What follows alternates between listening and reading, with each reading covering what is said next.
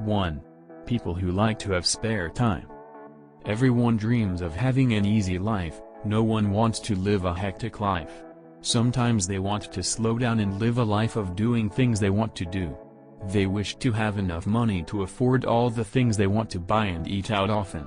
However, when we read in the Bible, David lived a life without time to enjoy anything. When the Philistines attacked Israel with Goliath in the front, David stepped up and killed him. From then on, David went to every place where King Saul sent him, acted wisely, and Saul appointed him the commander of the army. When Israel returned from victory in the war, the women came out from all the cities, singing and dancing with tabrets to welcome them.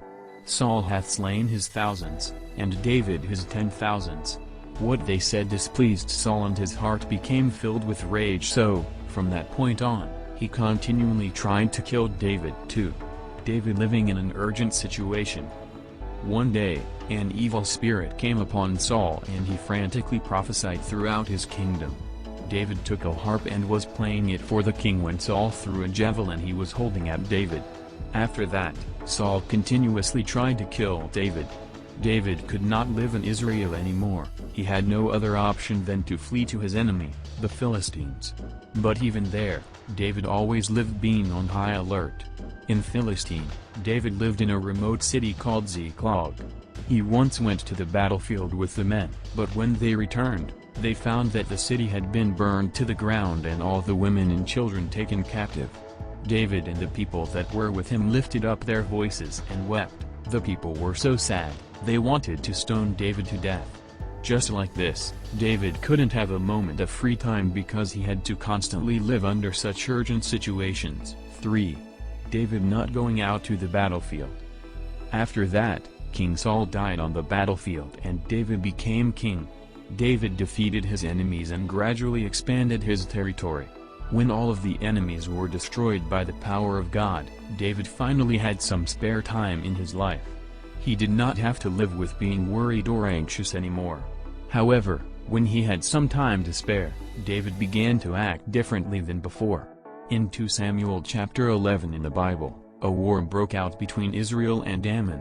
David sent Joab, his servants, and the entire army of Israel to the battlefield while he remained in the palace.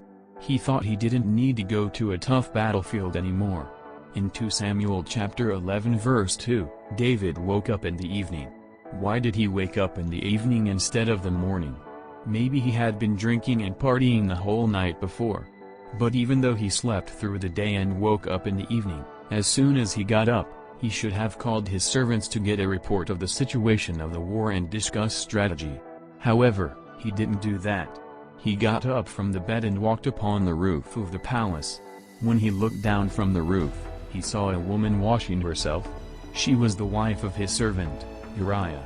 David saw that she was very beautiful, so he called her to lay with her. Afterwards, he sent her back and the woman became pregnant. 4. The consequence of an arrogant heart. Until then, David always asked God regarding every situation. He should have asked God what to do with that matter, too. But this time he did not ask God. Instead, he followed his thoughts and acted on his own. Thus, he caused Uriah to die on the battlefield in order to hide his sins.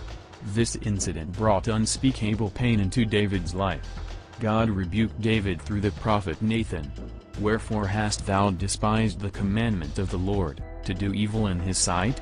Thou hast killed Uriah and taken his wife to be thy wife. Now therefore the sword shall never depart from thine house. According to these words, David had to endure much suffering, such as when his son Absalom rebelled against him. 5. A life living for God. We are soldiers of Jesus Christ. We must live with all our heart because we are the soldiers fighting for the gospel. However, we have many desires to live a simple, easy-going life.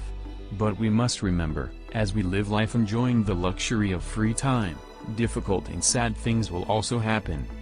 The disciples of Jesus lived through hardships, persecutions, and hunger. Precious servants of God such as Paul and Peter served God while living a life without luxury of time for themselves and faced constant difficulties. It may seem nice to have an easy-going life, But having that luxury corrupts people and leads their spiritual life to destruction. Even if it was difficult, people without spare time for themselves were the ones who did not become corrupted and lived a life for God for a long time. Now, we must all forsake wanting to enjoy free time and learn to be grateful to be able to live for God even when it is difficult.